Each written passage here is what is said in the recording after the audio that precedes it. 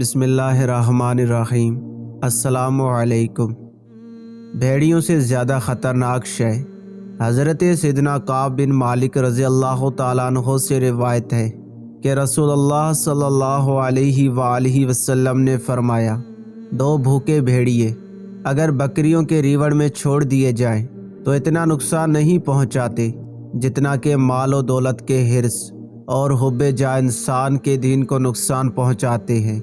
مفتی احمد یار خان رحمۃ اللہ تعالی علیہ فرماتے ہیں، حدیث مذکور میں نہایت نفیس تشبیہ ہے۔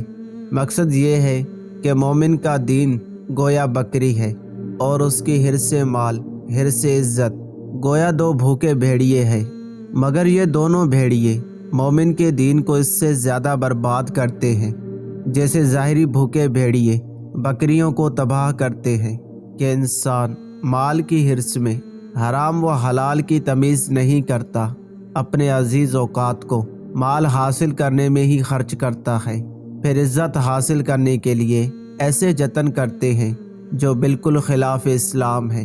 حضرت ابن مسعود رضی اللہ تعالیٰ عنہ فرماتے ہیں کہ ریاکار مرنے کے بعد بھی ریا نہیں چھوڑتا۔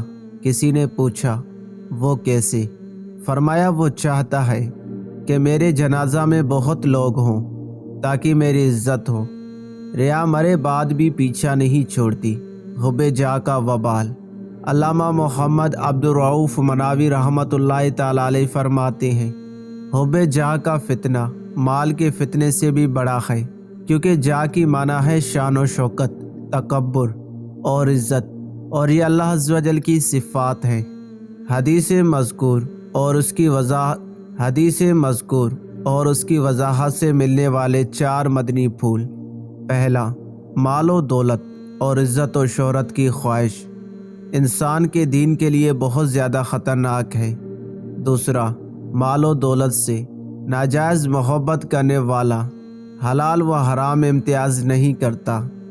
تیسرا، حب جا اتنی بری شے ہے کہ اس کے فتنے میں مبتلا ہونے والا عزت کے حصول کے لیے کچھ بھی کرنے کو تیار ہو جاتا ہے، چاہے اسے مال خرچ کرنا پڑے یا کوئی غیر شرعی کام کرنا پڑ جائے۔